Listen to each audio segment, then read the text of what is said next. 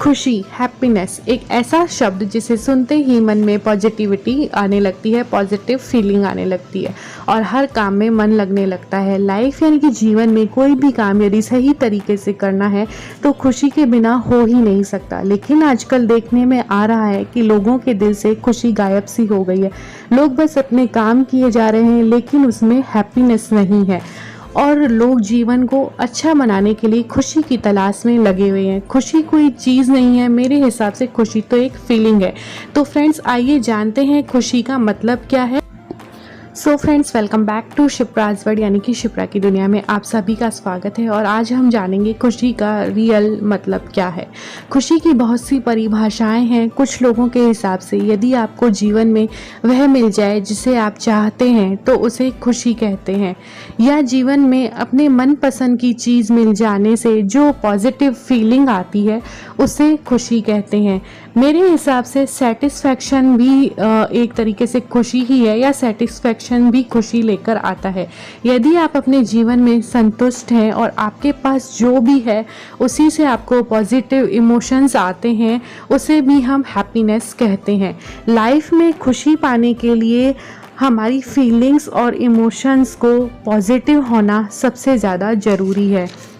हमारे पास जो नहीं है उसे पाने का प्रयास करके भटकते रहने से अप्रसन्नता आती है।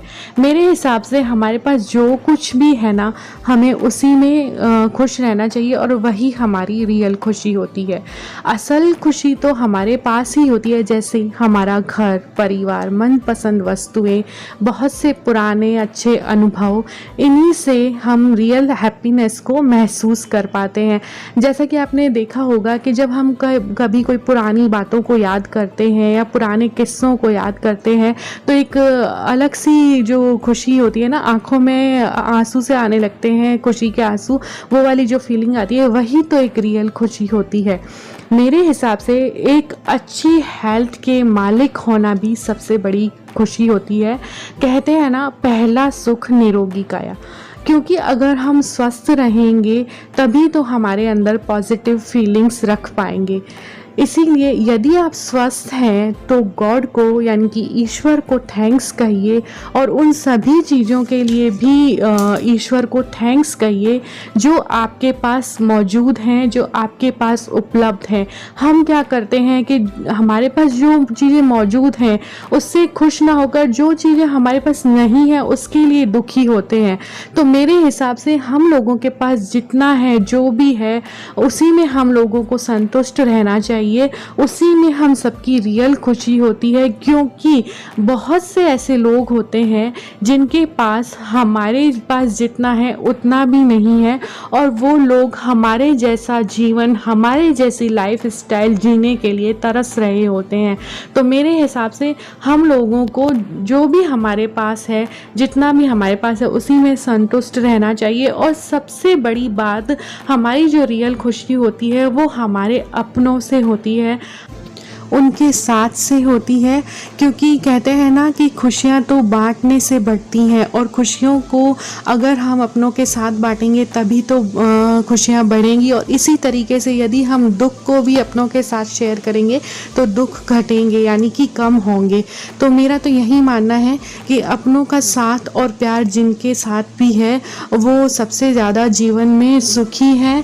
और मेरा ये भी मानना है कि जितना हो सके नेगेटिव लोगों से हम दूर रहें तो भी हमारे जीवन में खुशियां बरकरार रहती हैं। क्योंकि नेगेटिव लोग जो होते हैं वो हमें डीमोटिवेट करते हैं और हमसे हमारी खुशियों को दूर ले जाने का प्रयास करते हैं। तो जहाँ तक संभव हो आप नेगेटिव लोगों से दूर रहें, उनसे दूरी बनाकर रखें और उनकी बातों को अवॉइड करना सीखें। जब तक आप नेगेटिव लोगों की बातों को अवॉइड करना नहीं सीखेंगे, मेरे हिसाब से खुश नहीं रह पाएंगे। पहले मैं भी बहुत ज़्यादा नेगेटिव लोगों की बातों को गौर किया करती थी और उस वजह से अपसेट हो जाती थी।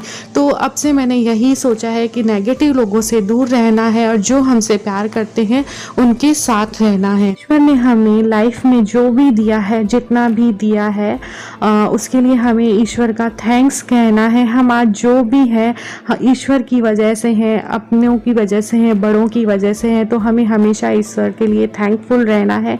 इसी पॉजिटिव थिंकिंग के साथ वीडियो को एंड करती, फिर किसी ऐसी ही पॉजिटिव वीडियो के साथ। तब तक के लिए अपना और अपनों का ख्याल रखिएगा। खुश रहिए, पॉजिटिव रहिए, घर पे रहिए, सुरक्षित रहिए, इसी में हमारी भलाई है। तो चलिए friends, bye bye, take care, मिलते हैं नेक्स्ट वीडियो में।